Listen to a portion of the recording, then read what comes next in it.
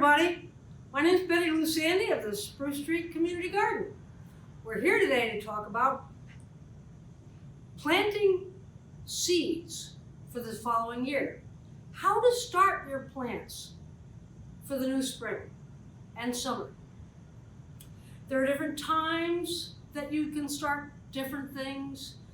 There are a variety of seeds to choose from, and if you can get your hands on something now, I think it's great. Look at the seeds that you have left over from last year or the year before. You might have some things that you really like still in your seed collection. A lot of people like to keep their seeds from year to year because why throw them away? You can use them from year to year. You can also save your seeds that came from last year's crops and plant those in the spring. And some, like tomato plants, anything that has dropped and hasn't been cleaned up will probably pop up in June, just when it needs to. We call those volunteers. I'll show you one in a few minutes. There are many ways to start seeds indoors. Some people buy the special little pots, look like this, and they come with a tray underneath. That costs money, unless you can find a used one somewhere. A lot of times somebody's recycling will have one. So I keep all kinds of things at my house, so I have lots of resources. You'll see. You can start in something like that, or you could use some egg cartons and just fill them up with some good potting soil. You could use all kinds of plastic clam boxes, they're called, even though they might have had strawberries or blueberries or cookies and so forth. They make wonderful little terrariums. I flip them over so that the bottom side will have the potting soil and you can plant your seeds in it. Then when you close it, it makes a greenhouse. So it doesn't matter what side facing your window is. It'll heat it up. It'll be wonderful. And notice there'll be plenty of space for them to grow higher because the roots will just be down here, they'll grow up here. And then when they start to outgrow, then you can just take the little block and pick one off to put in your larger container. Now here is an illustration of a cookie tray. And it's divided. So you can have two different kinds of plants here. You could have cucumbers in one. You could have string beans in another. And you close the top, so during the day, when you don't need it, it's nice and warm. You open it up if it's getting too warm. And if you have to leave the house for a day or two, it'll rain inside. It's marvelous. I have all these in a big tray that I found somewhere, and it's just fun to have them in one place. Sometimes you can even use these little bathroom cups. Just make sure to poke a little hole in the bottom for drainage. Now, there are many ways to grow plants. Some of you have heard me mention that sometimes there are volunteer tomato plants or volunteer squash plants or cucumbers and so forth. That's what happens when you don't bother cleaning up the whole bed in your vegetable garden.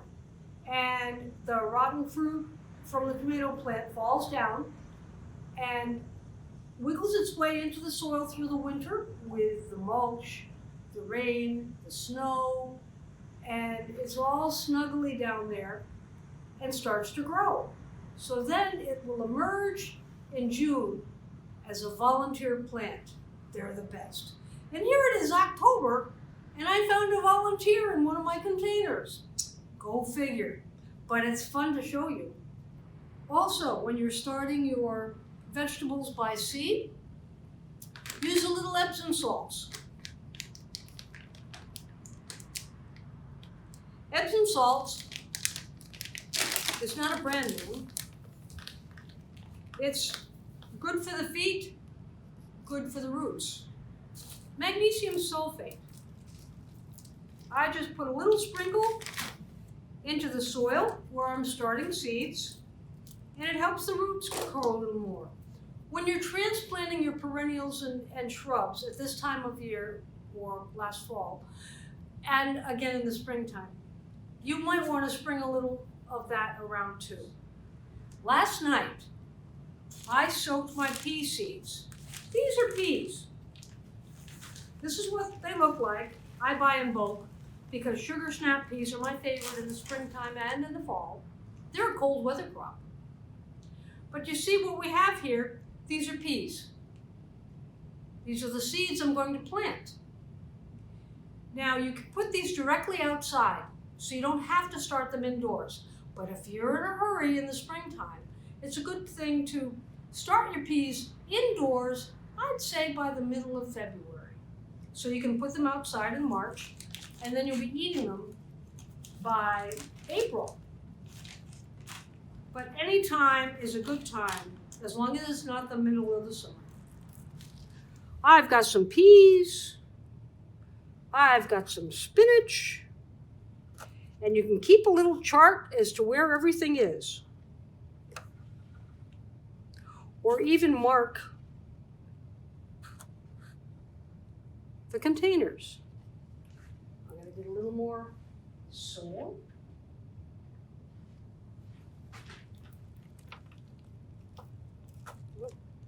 There you go. I'll put it in here.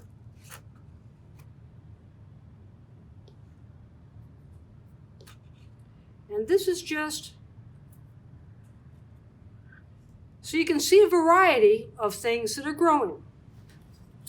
Now we're going to just mist it again so it's nice and moist. And remember to do that in the morning and the afternoon for the first week and a half, and then you can start using a watering can very gently so you don't drown them. Now I'm going to plant some carrots.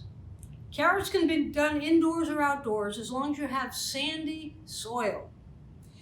And since they take so long to germinate, I like to start some indoors so we can have some nice crunchy carrots outdoors by April. April is when you usually start planting them by seed outside. But we'll have a few carrots for that. Carrots are a long root crop. You probably have seen that, but never really thought much.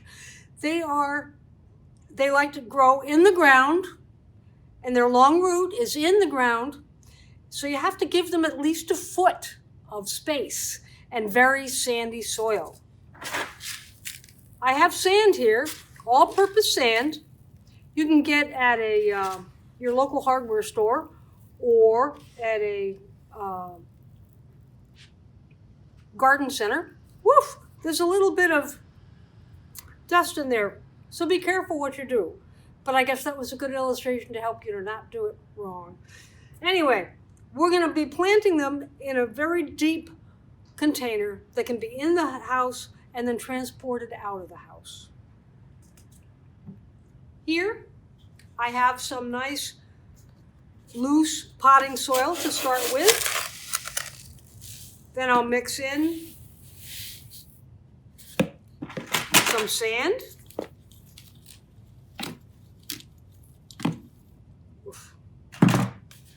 And a little more potting soil. Then some more sand. A little more potting soil. A little more sand. And just to be sure, I'll put one more scoop of sand in here to make sure that this is nice and light. And stir it up just like you're making a cake. You want all the ingredients to be thoroughly mixed.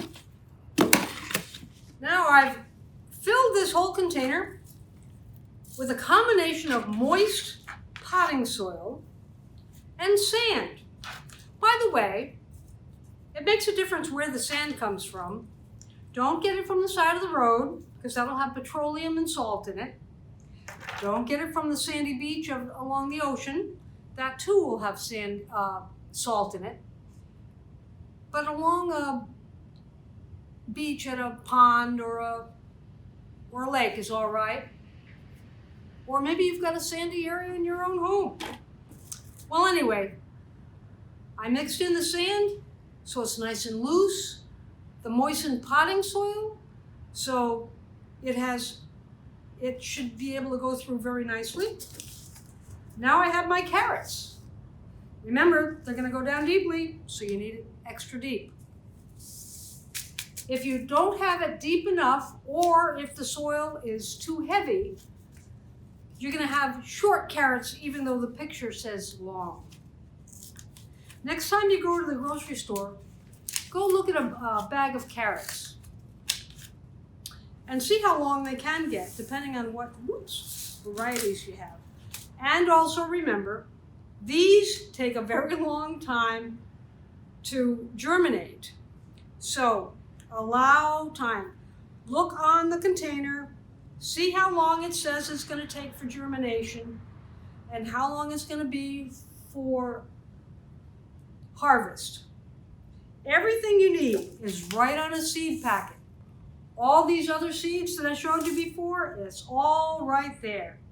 Doesn't take long to read them, and you'll be so glad you did. Now, we can't see those seeds I just put in there, but we know that they're there. I'm going to take a little more sand and just put it on the surface just to cover over the carrots. Now, we're going to be the Epsom salts, just to stimulate root growth. And since a carrot is a root, a little bit of Epsom salt helps. Also, look for the document online that you can download about starting plants from seed. It'll help you refresh your memory on some of these things. Carrots. Now you have a better idea of how to start your plants from seed. Whether they're going to grow in the ground, in a container, or in your salad bowl. There are so many things you can do, so many things you can plant.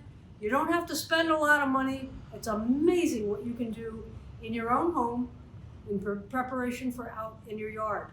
Or containers. If you don't have much space, container gardening is for you. There's another document about container gardening online. Take a look at that. Feel free to download anything you see. Happy gardening!